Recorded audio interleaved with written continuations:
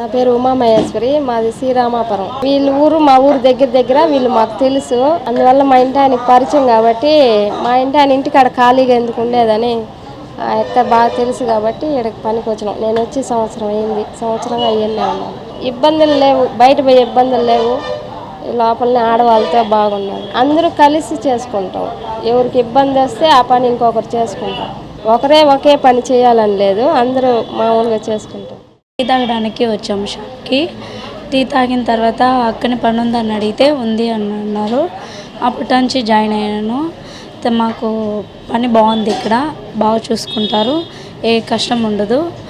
ఆడుతూ పాడుతూ హ్యాపీగా చేసుకుంటాము. అంతమంది కాంచేది మా అదృష్టము, వాళ్ళకి సర్వీస్ చేయడం అంతా మా అదృష్టం లాగా ఫీల్ అయ్యి హ్యాపీగా ఇస్తాము. మాకు చాలా బాగుంటుంది. ఇంట్లో చిన్న గిన్నె పెట్టి పెట్టుకుంటాము మన ఇంట్లో వరకు.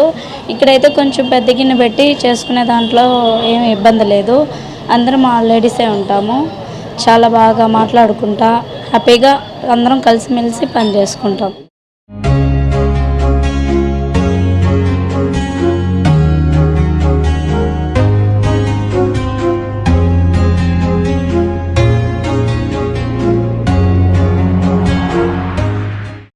లక్ష్మమ్మ, ధనలక్ష్మి నగర్ నుంచి వస్తాను. ఇక్కడే పనిచేసేది ఒక 5-6 సంవత్సరాల కాదు. టీలు పెట్టుకోను, కాచిపోసేది, గ్లాసులు కడుక్కునేది. మేము 5-6 సంవత్సరాల ఉంటాము. అందరం ఒకటిగానే మాట్లాడుకొని చేసుకుంటూ ఉంటాము. ఒకరికొకరు సమన్వయం లే, అందరూ కలిసి చేసుకుంటాం.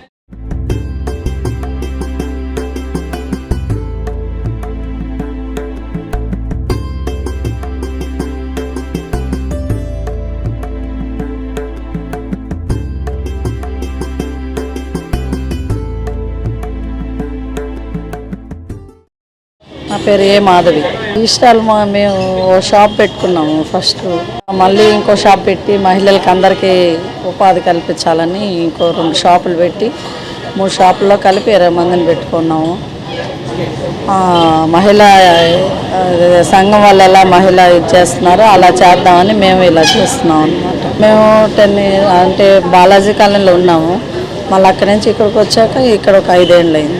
అంటే ఆడవాళ్ళు ఇంట్లో ఉండి వాళ్ళకి బోర్ కొడుతుంది కదా, అందుకని ఏదో ఒక ఉపాధి కల్పించాలి వాళ్ళకి అని అలా చేస్తాం. మేము మామూలుగా ఇంట్లో నేను అలాగే మహిళనే కదా, ఒక్కదాన్ని కూర్చొని బోర్ కొడుతుందని మామూలుగా ఒక షాప్ పెట్టుకున్నాను. ఇంకా నాలాంటి వాళ్ళు కూడా చాలామంది ఉంటారు, ఏదేదో ఆలోచనలు వస్తాయి ఇంట్లో ఉంటే. ఇలా పని కల్పించామంటే ఆలోచనలన్నీ ఉండవు కదా, ఏదో ఒక పని కల్పించామంటే అందుకని కల్పించాను అనమాట. మా దగ్గర హ్యాపీగా పని చేస్తుంటారు, అట్లేమీ ఫీల్ అవ్వేది కానీ అట్లే ఉండవు. అంటే నేను ఫ్రెండ్లీగా ఉంటాను అనమాట వాళ్ళతో.